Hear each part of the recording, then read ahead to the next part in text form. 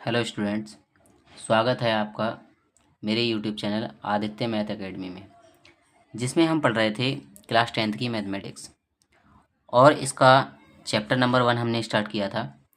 और इससे पहले हम चैप्टर नंबर 1 की पहली एक्सरसाइज पढ़ चुके हैं। और आज हम चैप्टर नंबर 1 की सेकंड एक्सरसाइज पढ़ेंगे। इस एक्सरसाइज को स्टार्ट करने से पहले एक बहुत ही इम्पोर्टेंट थ्योरम है, उस थ्योरम की स्टेटमेंट को हम समझते हैं और साथ ही साथ दो स्टेटमेंट और समझेंगे जो कि हमें आने वाली एक्सरसाइज के क्वेश्चंस को सॉल्व करने में हेल्प करेंगे।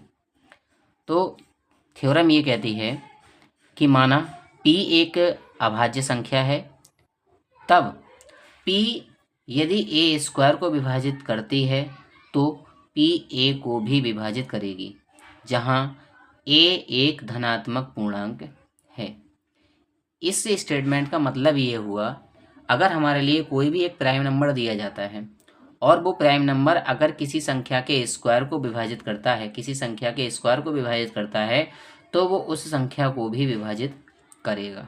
ठीक है, जैसे एग्जाम्पल के लिए हम समझते हैं, जैसे हमने 7 कोई नंबर ले लिया, 7 कोई अभाज्य संख्या है, तब यदि 7 14 के स्क्वायर यानी 196 को अगर विभाजित करता है तो वह 14 को भी विभाजित करेगा। ठीक है, यहाँ हमने समझा हम 7 से क्या काम करते हैं, 196 को डिवाइड करते हैं। 196 को जब हम डिवाइड करते हैं तो ये कम्प्लीटली डिवाइड हो जाता है। अब 196 क्या है, 14 का स्क्वायर है। अगर इस 7 जो है 14 के स्क्वायर को डिवाइड कर रहा है तो इसका मतलब 7 14 को भी कम्प्लीटली डिवाइड करेगा। सिंपल है, आपको सिर्फ इतना याद रखना है, अगर कोई प्राइम नंबर है और वो प्राइम नंबर अगर किसी भी संख्या के स्क्वायर को डिवाइड करेगा तो वह उस संख्या को भी विभाजित करेगा।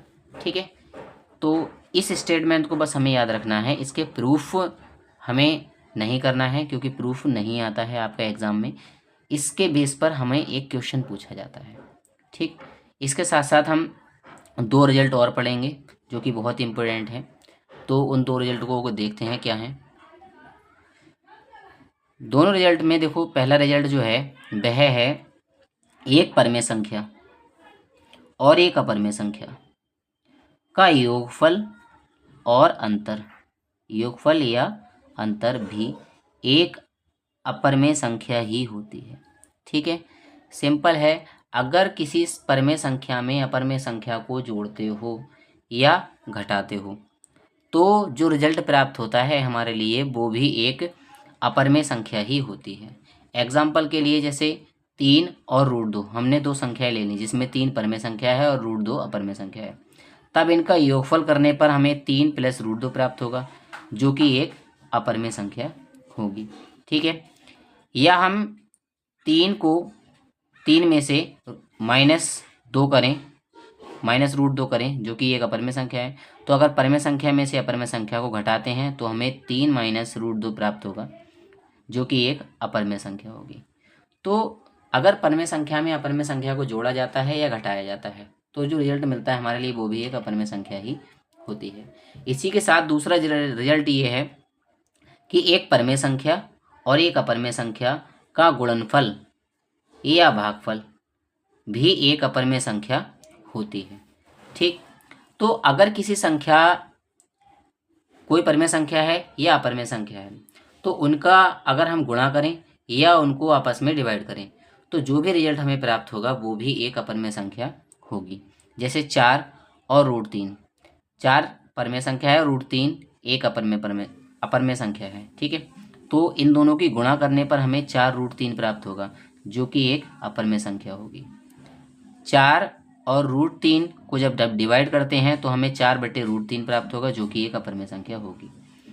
इसका मतलब ये हुआ, दोनों रिजल्ट को अगर हम समझें तो रिजल्ट ये निकल के आता है, इसका मतलब ये हो गया कि अगर परिमेय संख्या और अपरिमेय संख्या में हम कोई भी ऑपरेशन लगाएं, चाहे हम उन्हें प्लस करें, माइनस करें, गुणा करें या डिवाइड करें, दोनों ही रिजल्ट में इसका मतलब ये होता है कि हर तरीके से हमारे लिए अपरिमेय संख्या ही प्राप्त होती है। तो परिमेय संख्या और अपरिमेय संख्या के साथ कोई भी ऑपरेशन लगाने पर हमारे लिए अपरिमेय संख्या ही प्राप्त होती है। ठीक है, तो ये हमें 3 रिजल्ट याद रखने हैं और इन्हीं की हेल्प से हम नेक्स्ट एक्सरसाइज को सॉल्व करेंगे।